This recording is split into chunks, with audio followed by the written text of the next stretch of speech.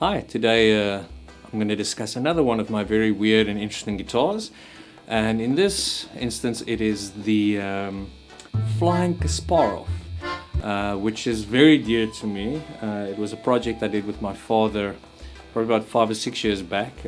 He is a very good carpenter slash woodworker, but he doesn't know anything about guitars. He's never built a guitar. But I saw him make this checkerboard plank once, and I said, "Oh, that would be amazing for a electric guitar." And basically, I said to him, go ahead, make a body for a guitar that I can. And I've never built up until that point. I've never built my own guitar.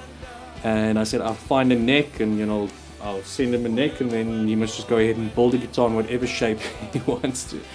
And he wasn't sure about the structural integrity of a chessboard plank like this, and so decided to go for something very angular. And he googled around, and the Ultimate V was sort of an inspiration for this, I suppose. I'm quickly going to run you through the very weird specs of this guitar, especially in terms of wood. This guitar is actually hollow body. This is not a solid body guitar. And the woods that he used are unique. So this top is teak, African teak, and South African yellow wood, our national tree, by the way. Then these strips along the side are spider gum. It's a type of eucalyptus tree, indigenous to Australia, but you find them here in South Africa as well. Then the back is imboya, which is a very oily wood, which you generally wouldn't use for guitars, I would imagine. None of these are recognized tone woods, I would imagine. But he even made me a little access point for getting to the pickup, so I can take out the pickup without taking off the strings. It's string through. And then the body is actually glued in. The neck is glued into the body, and then I've got another little manhole here that I can get to the electronics. The shape is ergonomically challenging since it's like all V's, but the problem is we obviously didn't know much about building guitars at the time.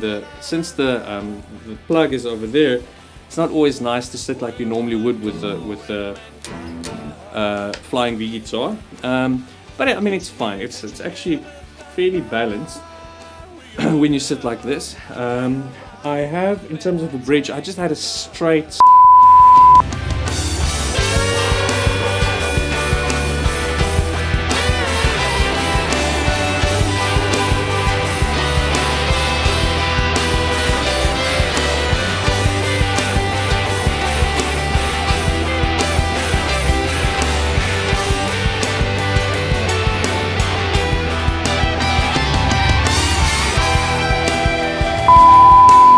in terms of the bridge, I just had a straight fixed bridge set up in it before, but now I have a Washburn 2001 trem bridge, and the neck came with locking tuners, or a lock nut, not locking tuners, and a 4-2 configuration, which is very weird.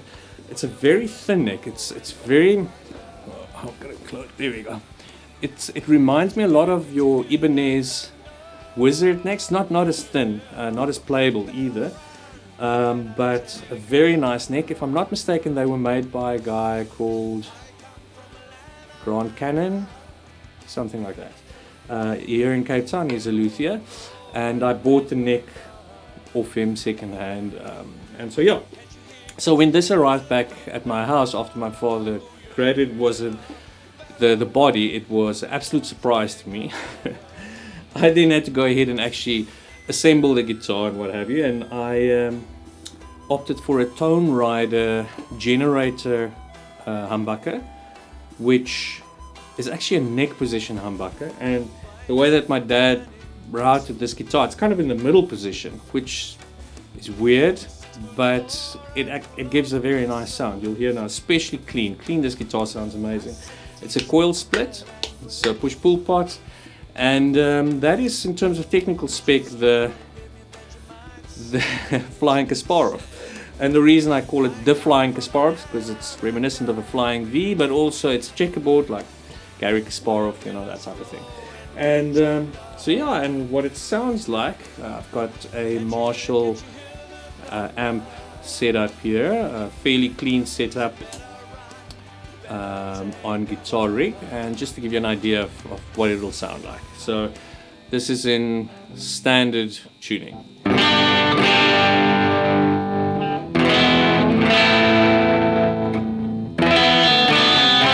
Right, so that is basically a bit of a dirty sound if you give it some extra boost for the metal heads.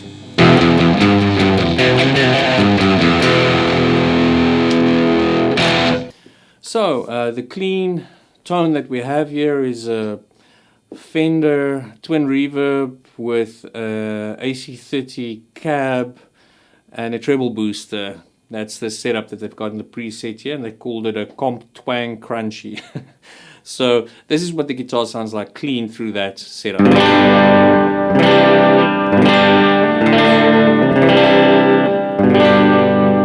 And if you make it a single coil, push-pull,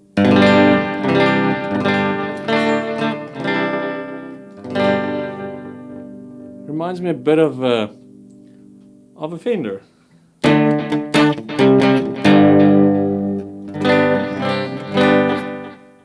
I really do like that. But if we go something a bit more chuggy, dual rectifier, high gain amp, let's see what we get on a humbucker.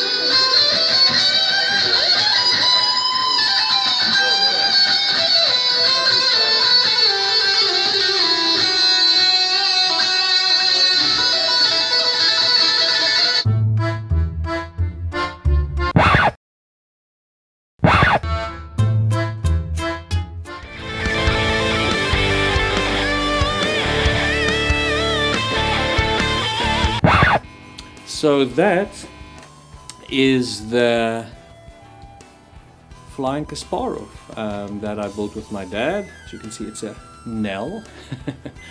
And you know what, it's a weird guitar. It's a weird looking guitar, but the thing you'll find with a guitar that's strange, especially if you built it yourself, is there's just mojo in there. There's something special in there. There's something that you want to keep. I mean, I can't ever sell this guitar, you know. It's like an heirloom. It's like a connection that I have with my father, and I have written really cool songs with it, you know. So it is part of my musical journey, and I'm very happy to have it. And I would really encourage anybody, you know, if you have the opportunity once in your life to try and build a guitar, please do, or an instrument of any type. It really is worth it. If you haven't already, please like and subscribe. I really appreciate that.